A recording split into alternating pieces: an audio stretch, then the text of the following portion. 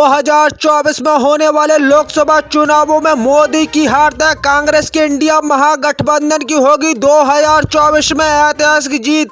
Hello दोस्तों, स्वागत है आप सभी का एक बार फिर से हमारे चैनल में। तो दोस्तों, आज हम आपके लिए लेकर आए हैं 2024 में होने वाले लोकसभा चुनावों का महा ओपिनियन पोल सर्वे। इस महा ओपिनियन पोल में आज आपको बताने वाले हैं देश में लोकसभा की 543 सीटें हैं और किसी भी पार्टी को केंद्र में सरकार बनाने के लिए 272 सीट जीतने की जरूरत होती है। तो दोस्तों, देश की जनता ने और विपक्षी पार्टी ने कर दिया बड़ा मुद्दा खड़ा।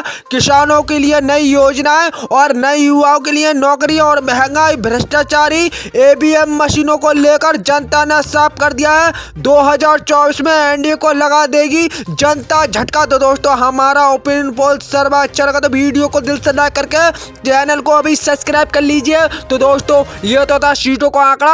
अब हर जिले की राज्य की सीटों को विस्तार में बताने वाले हैं। तो दोस्तों, ओपिनियन पोल शुरू करते हो। पहले राज्य की बात करते हैं जिसका नाम है छत्तीसगढ़। छत्तीसगढ़ में लोकसभा की 11 सीटें हैं। बीजेपी के एनडीए के यहाँ पर पूरी तरह सुपड़ा साफ होता नजर आ रहा है, जबकि कांग्रेस के इंडिया गठजोड़ के खाते में 11 की 11 सीटें जा सकती है। अन्य पार्टियों के यहाँ खाता खोलता नहीं आ रहा है। वही अगले राज्य की बात कर लिया जिसका नाम है उत्तर प्रदेश। उत्तर प्रदेश में लोकसभा की 80 सीटें हैं। इस बार बीजेपी के एनडीए खाते में 45 सीटें जा सकती है, जबकि कांग्रेस के इंडिया गठजोड़ के खाते में 30 सीटें और अन्य पार्टी के खाते में 5 सीटें जा सकती हैं। वही अगले राज्य की बात कर लिया जिसका झारखंड में लोकसभा की 14 सीटें हैं। बीजेपी के एनडीए के खाते में 5 सीटें और कांग्रेस के इंडिया महागठबंधन खाते में 9 सीटें जा सकती है और अन्य पार्टी का यहाँ खाता खोलता नहीं आ रहा। वही अगले राज्य की बात कर लिया जिसका नाम है गुजरात।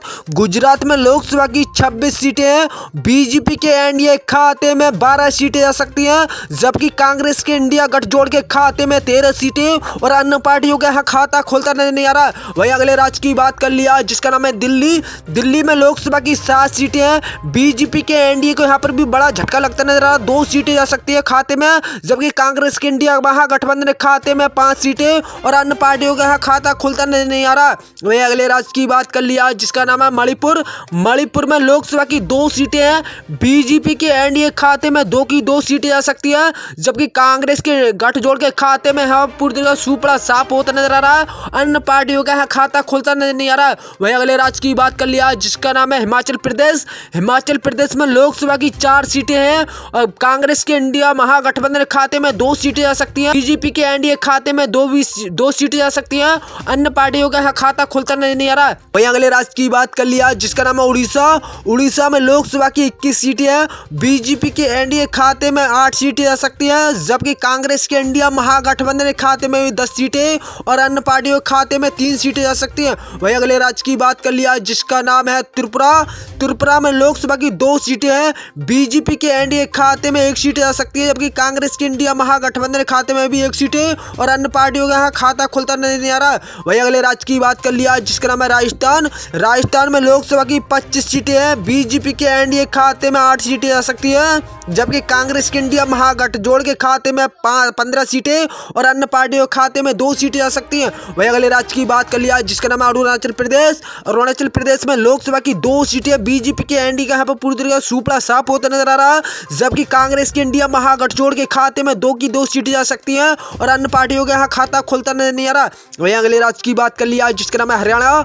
हरियाणा में लोकसभा की 10 सीटें। बीजेपी के एनडीए खाते में 4 सीटें जा सकती हैं, जबकि कांग्रेस इंडिया महागठबंधन खाते में 6 सीटें और अन्य पार्टियों के यहाँ खाता खोलता नहीं आ रहा। वहीं अगले राज्य की बात कर लिया जिसका नाम है तेलंगाना। तेलंगाना में लोकसभा की 17 सीटें। बीजेपी के एनडीए खाते में 3 सीटें जा सकती हैं, जबकि कांग्रेस के इंडिया गठजोड़ के खाते में 8 सीटें और अन्य पार्टियों के खाते में 6 सीटें जा सकती हैं। वहीं अगले राज्य की बात कर लिया जिसका नाम है असम।